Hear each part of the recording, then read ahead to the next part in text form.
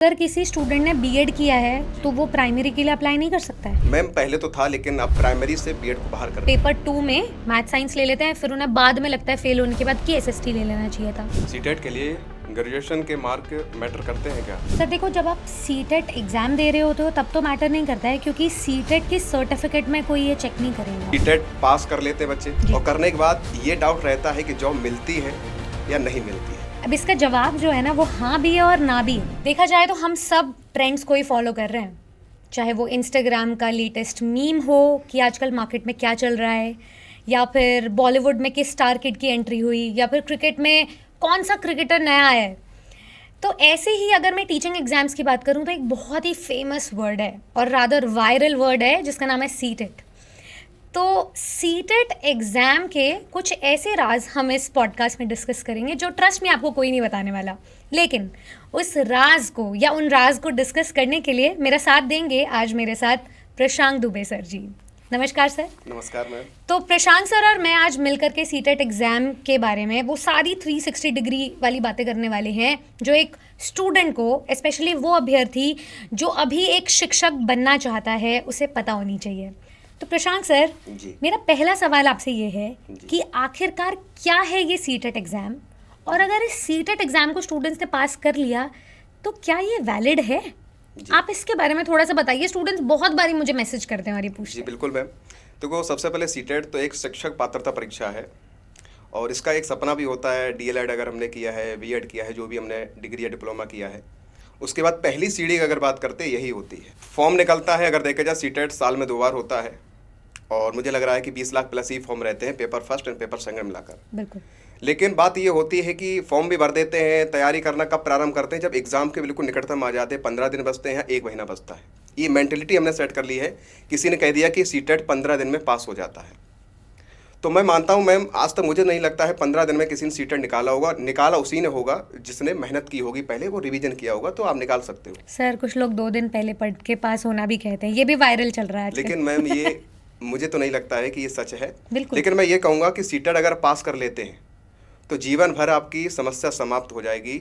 जो हर बार सीटेट देने से पहले एक बार सीटेट अगर आप पास कर लिया तो हमेशा हमेशा के लिए आपका वैलिड रहेगा, अर्थात लाइफ टाइम तक वैलिड रहेगा। सबसे अच्छा मौका है ये।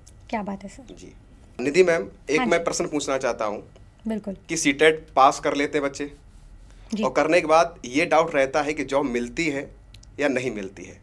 इन बच्चों को इस जो उनके डाउट हैं, मैं आपसे पूछ रहा हूँ, इसको क्लियर करिएगा आप। बिल्कुल सर, सवाल आपने बहुत अच्छा पूछा है। अब इसका जवाब जो है ना, वो हाँ भी है और ना भी है। जी हाँ इसलिए क्योंकि ढूंढने पर तो भगवान भी मिल जाते हैं सर। बिल्कुल।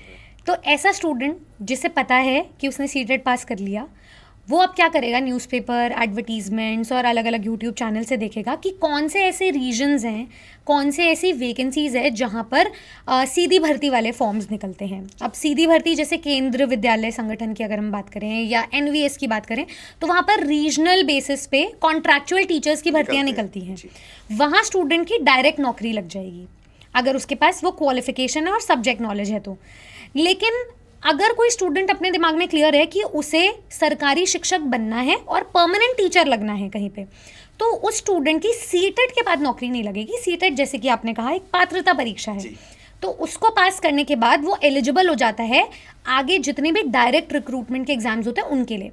तो अब वो स्टूडेंट सीटेट पास करने के बाद केवीएस, एनवीएस, ईएमआरएस, डीट्रिपलएसबी या अलग अलग जितने भी वैकेंसीज जब निकलती हैं उनमें अप्लाई करेगा, फिर उनका एग्जाम देगा, कहीं कहीं जगह इंटरव्यूज़ भी देगा।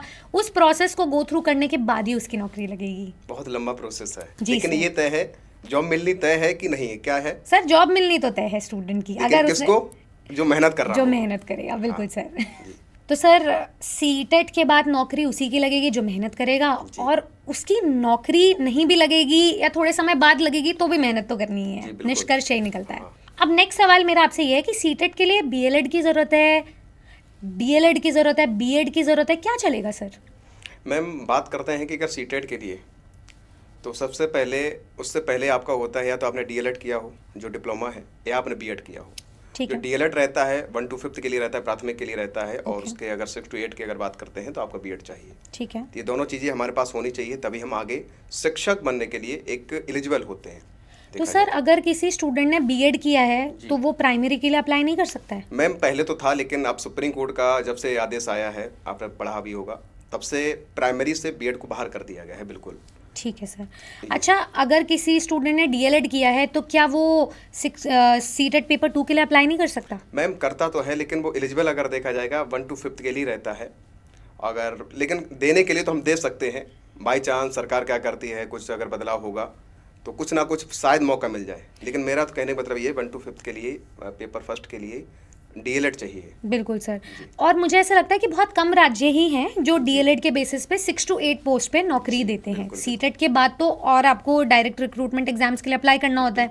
तो जैसे बीपीएससी 6 to 8 की हम बात करें, वहाँ पर तो डीएलएड चल जाता है, पर डीएलएड के बेसिस पे आप DSSS, KVS, TGT इनमें अप्लाई नहीं कर पाओगे।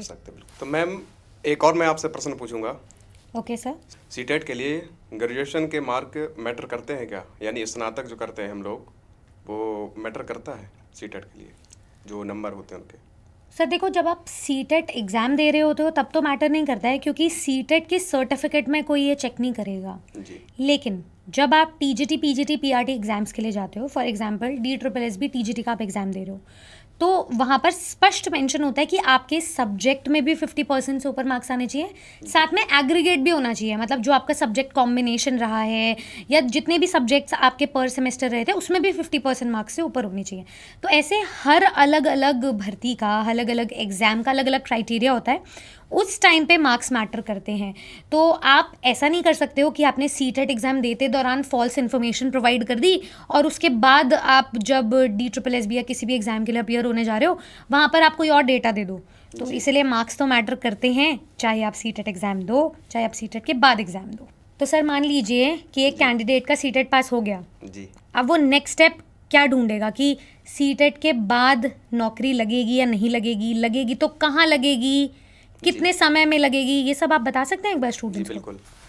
पहली सीढ़ी तो हम लोग चढ़ गए हैं कि अगर सीटेट पास हो गया है, उसके बाद क्या रहता है कि बहुत सारी अपॉर्चुनिटी मिलने लगती हैं। यानी आप एलिजिबल हो जाते हैं कि आप जो भी वैकेंसी है उसमें बैठेंगे, लेकिन पता लगेगा बैठेंगे किस में। जैसे अगर बात करते हैं PRT प्राथमिक के लिए 1 to 5th के लिए, चाहे आपका उत्तर प्रदेश हो चाहे बिहार हो, सभी में आती है, तो उसके लिए आपको सीटेट चाहिए। उसके बाद अगर बात करते हैं जूनियर के लिए, TGT, PGT के लिए, इनके लिए आवश्यकता होती है सीटेट के लिए। DSSS की अगर बात करते हैं, KVS की बात करते हैं, NVS की बात करते हैं, तो ये जो भी वैकेंसीज आएगी मुझे लग रहा है कि सीटेट बिना इसमें आप बैठ नहीं सकते हैं।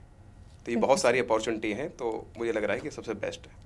और सर क्या PGT के लिए सीटेट की आवश्यकता होती है? PGT के लिए तो नहीं होती है। ठीक है सर। TGT के लिए होती है लेकिन PGT के लिए नहीं। निधि मैम, एक और प्रश्न है बच्चों का जो मैं पूछना चाहूँगा आपसे। क्या सीटेट के बिना टीचर बन सकते हैं? अगर मैंने सीटेट नहीं दिया है और मैं अध्यापक बन सकता हूँ कि नहीं, क्या है इसका?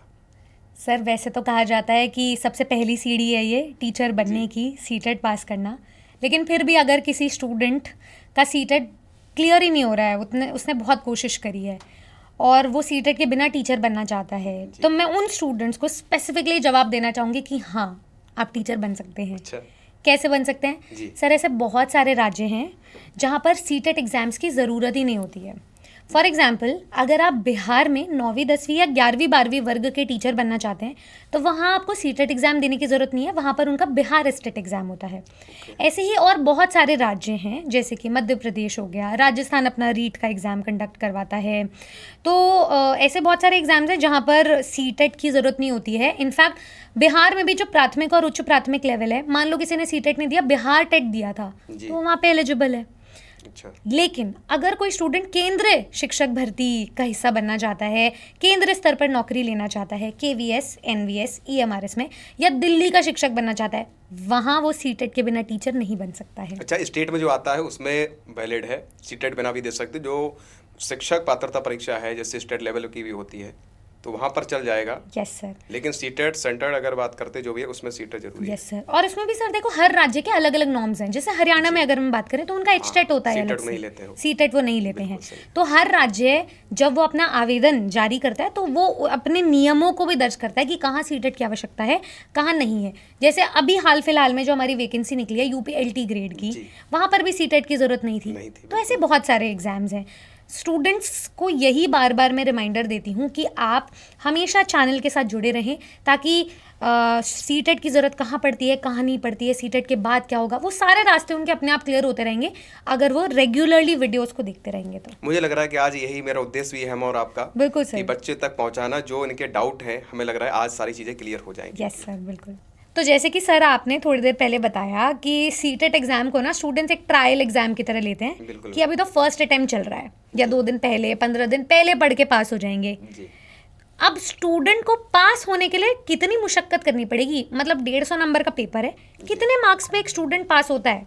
ठीक है मैम, आपने प्रश्न अच्छा किया है, लेकिन बात ये है कि हम लोग क्या करते हैं, जैसे अभी हमने कुछ देर पहले ही बोला था कि सीटेट बड़े हल्के में ले लेते हैं कि ठीक है पास हो जाएगा, लास्ट में हो जाएगा, लेकिन वो फिर जब रिजल्ट आता है तो पता लग जाता है क्या आपका लेवल था और क्या आपने गलती की है जी। लेकिन अगर सीटेट पास करने की अगर बात की जाएगी तो आपका जर्नल अगर आप हैं तो सामान्य श्रेणी में आते हैं तो आपको 90 नंबर लाने ही लाने हैं, यानी 90 नंबर लाने हैं। उसके बाद अदर कैटेगरी की अगर बात करते हैं, SC OBC ST की अगर बात करते हैं तो इनके लिए अगर बात करते हैं 82 आपको चाहिए। 82 यानी कि आप 82 नंबर होने चाहिए, अगर इससे एक भी नंबर कम है तो आप वैलिड नहीं हैं। ओके। ये तो रहा। फिर राज्य की अगर बात करते हैं, जैसे हमारे बिहार राज्य की अगर बात करते हैं, अभी जो भर्ती हुई है BPSC TRE 3.0 हुई है, जो भी वैकेंसी हुई है, तो उसमें भी अपने स्टेट लेवल पर रख लेते हैं। जैसे 75 नंबर भी उन्होंने रखा है पास। अगर सीटेट में अगर आपके 75 नंबर हैं तो आप एलिजिबल हैं, आराम से फॉर्म भरिएगा, आप मार्क नंबर लेकर आइएगा और आप सफलता प्राप्त करिएगा। तो राज्य भी अपने स्तर से बना लेता है कितना क्या रखना है, लेकिन पैसे अगर बात की जाएगी 90 नंबर और 82 ही नंबर चाहिए, ये रहता है। ठीक है सर। जैसे कोई स्टूडेंट है DSSB का एग्जाम दे रहा है तो, और वो OBC है, पर वो OBC हरियाणा का है, ठीक है, तो वो पास हो जाएगा 82 नंबर पे? नहीं, उसको ले 82 नंबर में पास नहीं माना जाएगा। ऐसा क्यों सर? ऐसा इसलिए है कि दिल्ली का है, जो दिल्ली के हैं वहाँ तो चल जाएगा, लेकिन जो अदर स्टेट के हैं तो उनके लिए शायद 90 नंबर है। बिल्कुल सर। ठीक है, तो 90 नंबर लाने ही लाने हैं। तो मुझे नहीं लगता कि 82 नंबर वाले अदर स्टेट है और DSSB में बैठ जाएगा, तो ऐसा नहीं। तो सर मैं तो स्टूडेंट्स को यही एडवाइस देना चाहूँगी कि अपना 90 नंबर को ही सिक्योर मानना, क्योंकि अगर आपके 82 आ भी गए तो ज़रूरी नहीं है कि आप हर भर्ती में अप्लाई कर पाओगे। बात ये है ना मैम, हम लोगों की एक मेंटेलिटी बन गई है कि हम 82 नंबर ले गए, हम OBC से हैं, हम इस कैटेगरी से हैं, इतने नंबर लाने हैं। और जब उसको दिमाग में रखेंगे तो बहुत सारी ऐसी वैकेंसीज आती हैं जिसमें कुछ भी सुधार या कुछ बदलाव किया गया है, बिल्कुल। तो भर्ती से बाहर हो जाते, कितनी भी मेरी अच्छी मेहनत हो, कितनी मैंने तैयारी की हो, बाहर हो जाते। तो मैं तो यही कहूँगा जितने भी हमारे साथी सहयोगी हैं, पास होने के लिए मत पढ़ो, एक अच्छा स्कोर के लिए पढ़ो, जिससे आपको ये ना सोचना पड़े कि जो भर्ती आ रही मुझे मौका मिलेगा कि नहीं मिलेगा, कि पता नहीं मुझे बाहर ना हो जाए, मेरे 82 नंबर हैं, पता नहीं क्या इसमें बदलाव कर दिया जाए, हम एलिजिबल होंगे कि नहीं होंगे। तो साथियों मैं तो इतना ही कहूँगा कि अपनी मेहनत बहुत करो, जो 110 120 अगर टारगेट बनाओगे तो एक अच्छा स्कोर आएगा। तो मैं कोई सोचने की ज़रूरत नहीं है, मेहनत करोगे सफलता प्राप्त करोगे, बस यही कहूँगा। सर ये बात आपने बहुत अच्छी कही है कि सीटेट को पास होने के लिए तो हमें पढ़ना ही नहीं है, स्टूडेंट्स को सीटेट एग्ज़ाम को पढ़ना है अपनी नॉलेज एनहांसमेंट के लिए, एक अच्छा शिक्षक बनने के लिए। तो जब स्टूडेंट्स कहते हैं ना कि सीटेट एक हलवा है, वहाँ पर मैं स्टूडेंट्स को ये कहना चाहूँगी कि सीटेट का ही जलवा है। जी बिल्कुल, बहुत बढ़िया बात कही आपने। निधि मैम, एक और प्रश्न है, अगर हम सीटेट की तैयारी कर रहे हैं तो बात ये होती है सब्जेक्ट को कैसे चूज़ करें, कैसे बताएं, कैसे कंफर्म करें क्या हम लें क्या ना लें। सर ये सवाल बहुत इंपॉर्टेंट है स्टूडेंट्स के लिए। ये सवाल ना गेम चेंजर है स्टूडेंट्स के लिए। बहुत बार ऐसा होता है कि वो पेपर 2 में मैथ साइंस ले लेते हैं, फिर उन्हें बाद में लगता है फेल होने के बाद कि SST ले लेना चाहिए था, एंड वाइस वर्सा। अब यहाँ पर मैं स्टूडेंट्स को एक बात कहना चाहूँगी कि पेपर 1 के लिए तो आपको कोई सब्जेक्ट कॉम्बिनेशन चूज़ करने की ज़रूरत है ही नहीं, लेकिन पेपर 2 में ज़रूरत है। तो पेपर 2 के लिए आप अपने ग्रेजुएशन के सब्जेक्ट्स देखिए कि आपके क्या रहे थे। एक तो आप अपना सब्जेक्ट देखेंगे, दूसरा किस सब्जेक्ट पे आपकी सबसे ज़्यादा कमांड है। मान लो आपका जो रुझान है वो थोड़ा नॉन मेडिकल वाली साइड था, तो मैथ साइंस आपकी रुचि रहेगी। लेकिन अगर आपका रुझान था ह्यूमैनिटीज़ की तरफ और सब्जेक्ट कॉम्बिनेशन में भी आपके वही सब्जेक्ट्स बन रहे थे, तो आपको सोशल साइंस की तरफ जाना चाहिए। उसके बाद आपकी जो अपॉर्चुनिटीज़ निकलेंगी वो भी सीटेट पेपर 2 पास करने के बाद TGT की भर्तियों के लिए मैथ्स और साइंस के अराउंड निकलेगी। अगर आपका सब्जेक्ट वही था, वहाँ से आपका बेस क्लियर हो जाएगा। देखो, अगर नींव मजबूत होगी तभी तो इमारत खड़ी होएगी। बिल्कुल मैम। तो वहाँ पर अब स्टूडेंट ने अगर सीटेट पेपर 2 SST में पास किया है, तो वो जो SST वाले सब्जेक्ट्स होंगे सोशल साइंस वाले, वो TGT की भर्ती में फिर उनके काम आएगा। NCERT का वही कोर, वही नॉलेज, वही पेडागोजी, जिससे वो अपनी स्कूल लाइफ में भी यूज़ कर पाएंगे और अपने शिक्षण शास्त्र को भी स्ट्रॉन्ग कर पाएंगे। तो मुझे लगता है कि मैम ने क्लियर कर दिया कि सब्जेक्ट कैसे क्या चूज़ करना है, क्या करना है आपको। तो प्रशांत सर, जी मैम। क्योंकि आप सीटेट एग्ज़ाम को बहुत करीबी से देख चुके हैं और आप स्टूडेंट्स को इतने सालों से पढ़ा रहे हैं, आपका जी। अनुभव, आपके पढ़ाने का तरीका निस्संदेह काबिले तारीफ़ है। तो मैं आपसे एक चीज़ ज़रूर पूछना चाहूँगी स्टूडेंट्स के लिए कि उन्हें कैसे बेस्ट तैयारी करनी चाहिए सीटेट के लिए, क्या माइंडसेट होना चाहिए स्टूडेंट्स का तैयारी शुरू करने से पहले? मैम बहुत अच्छा आपने प्रश्न किया है। सीटेट मैं तो यही कहता हूँ, जैसे हम लोग पढ़ाते हैं और प्रॉपर मेहनत करते हैं, जब बच्चों का रिजल्ट नहीं आता है तो बड़ा कष्ट होता है। लेकिन बात ये होती है कि मैम किसी भी, आपने देखा होगा पहले जब युद्ध होते थे तो उससे पहले बहुत सारी अभ्यास किए जाते थे। बिल्कुल सर। उसके बाद ही हमें रणनीति अपनानी पड़ती थी, हम कब क्या करना है, अगर बाई चांस हम घायल हो जाते तब हमें क्या करना है। बिल्कुल सर। वैसे ही आपका एग्ज़ाम सीटेट है। सीटेट मैं तो यही कहूँगा कि जितने भी हमारे युवा हैं, युवा साथी हैं, आप हल्के मत लो यार। ये मत सोचो ये शिक्षक पात्रता परीक्षा पास होने के लिए। आपको क्या करना, अगर ये पहली सीढ़ी आप नहीं चढ़ोगे तो आपके जितने भी एग्ज़ाम हैं आप बैठ नहीं पाओगे, ना आप दे पाओगे। समझ रहे हो ना? तो इसलिए मैं पहली बात आपसे कहूँगा, मैम ने पूछा है कि सीटेट पास करने के लिए या अच्छा स्कोर करने के लिए कैसे क्या रहेगा, तो मैं आपको बताना चाहता हूँ। सबसे पहले आप सिलेबस को समझो, सिलेबस क्या रहेगा मैम। दूसरा काम है कि एक प्रीवियस ईयर पेपर उठा कर देखो, जैसे 2011 में पहला पेपर हुआ था, बिल्कुल सर। उसको उठाओ, उसको देखो कहाँ से कौन से टॉपिक से कैसे प्रश्न बन रहे हैं। फिर उसके बाद आपको क्या करना है कि सबसे ज़्यादा सीटेट की अगर बात की जाएगी मैम, 75 नंबर 75 जो आपका नंबर है वो एनसीईआरटी से रिलेटेड लगभग पूछा जाता है अगर देखा जाएगा। बिल्कुल सर। ठीक है, तो एनसीईआरटी बहुत बड़ा रोल निभाती है, इसको भी हमें कवर करना पड़ेगा। जो आपकी एनसीईआरटी 3rd 4th 5th है या 6th 7th 8th है, जो भी आपकी एनसीईआरटी है, ये सबसे बड़ा महत्वपूर्ण होता है। लेकिन हम लोग क्या करते हैं, पढ़ते नहीं हैं। हम क्या चाहते हैं कि लास्ट में हमें एक बढ़िया सा कुछ पका पकाया मिल जाए जो हम खा लें और सीधे एग्ज़ाम दे आए। तो मुझे नहीं लगता है मैम सफलता ऐसे मिलती है। मैं तो यही कहूँगा ज़्यादा से ज़्यादा प्रैक्टिस करो, जो भी आपको पढ़ रहे हो, जिससे भी आप पढ़ रहे हो, डाउट जरूर क्लियर करो, तभी सफलता प्राप्त होगी। अगर डाउट रहेगा तो पता नहीं प्रश्न कहाँ से बन जाए, क्या करके आओ। बिल्कुल सर। तो इसलिए मैं कहूँगा सबसे ज़्यादा अभ्यास ज़रूरी है। ये बात आपने बिल्कुल सही कही सर। इनफैक्ट मैं तो स्टूडेंट्स को कहती हूँ कि आप एक बार ऑफलाइन पैटर्न का भी PYQ सॉल्व करो जी। और ऑनलाइन का भी सॉल्व करो, और उसके बाद जो दोबारा ऑफलाइन आया है उसे भी एक बार देखो। हाँ 3 पीढ़ी के सवाल आपको अलग अलग मिल जाएंगे।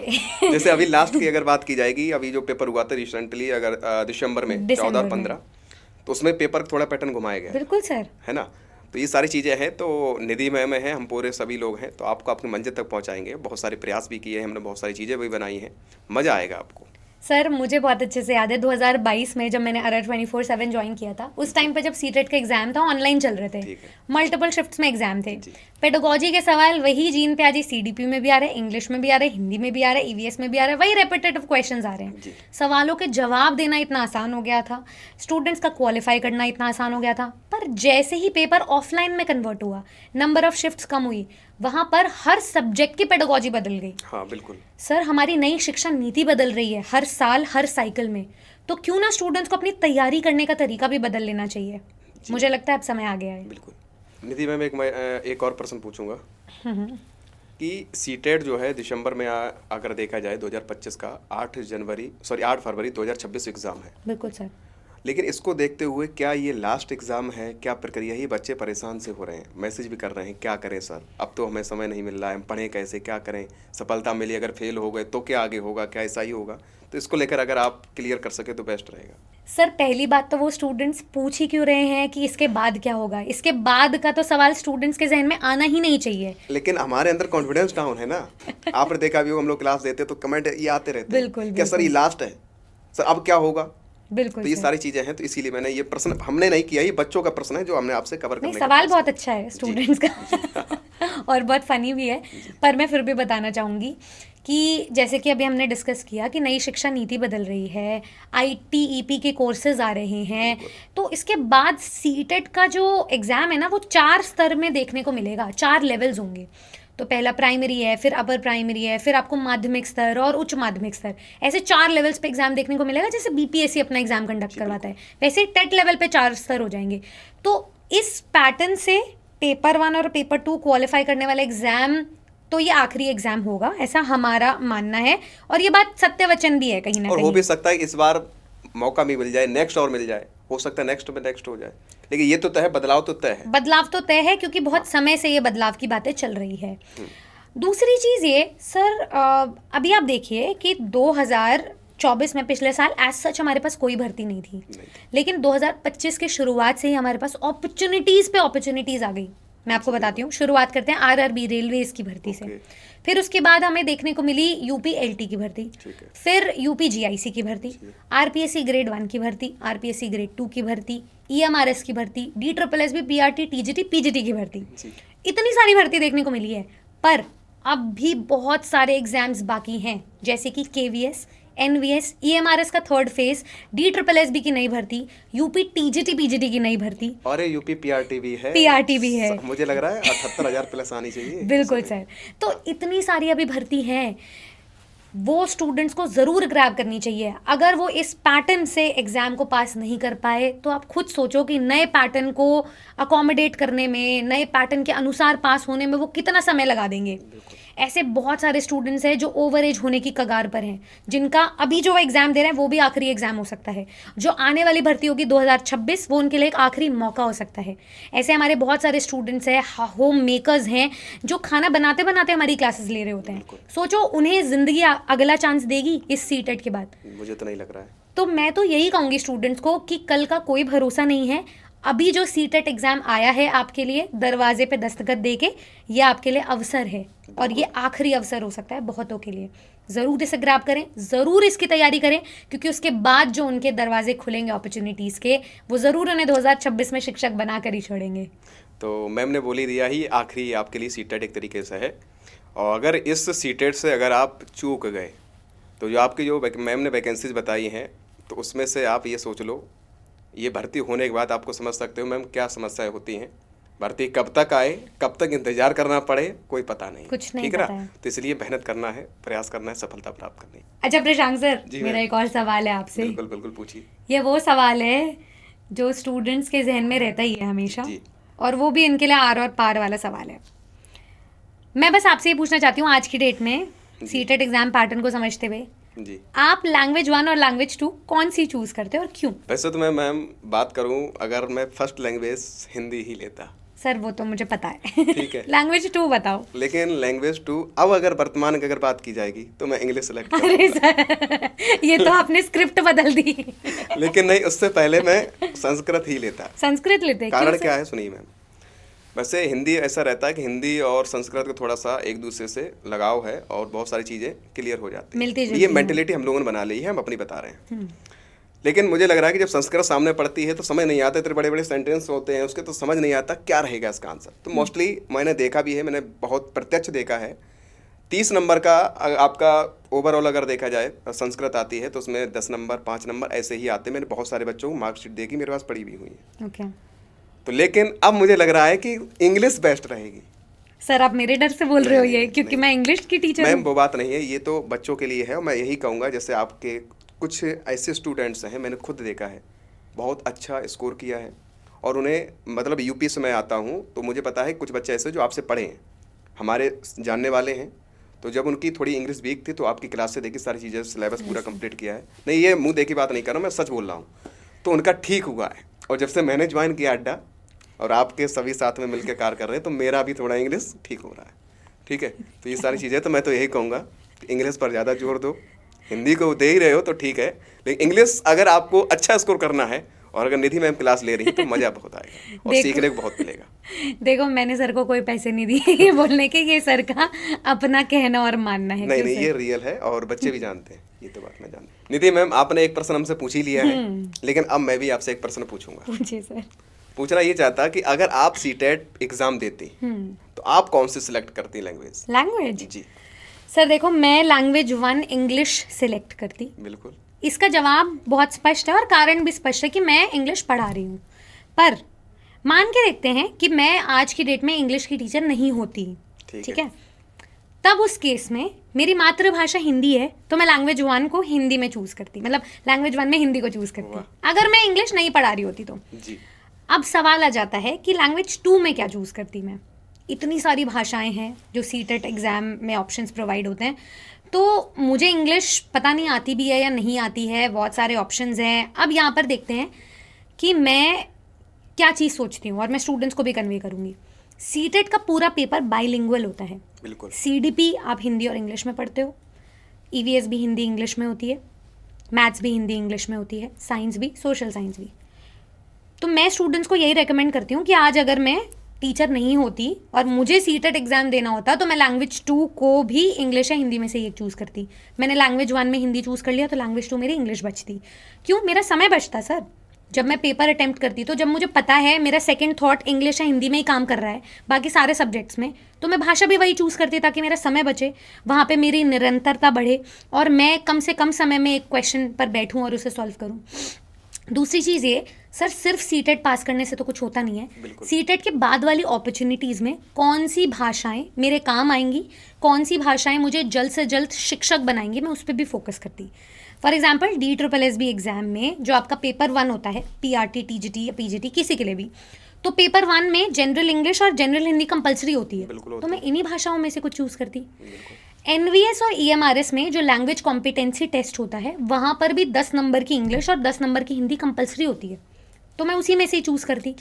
उसके बाद भी मैं, अगर मुझे फिर भी कन्फ्यूजन है कि मुझे कुछ किसी और भाषा पर जाना है, मान लो मेरी मदर टंग पंजाबी होती, मैं ये देखती कि मुझे KVS का टीचर बनना है, NVS का टीचर बनना है, वहाँ पर मुझे इंटरव्यू तक भी पहुँचना है।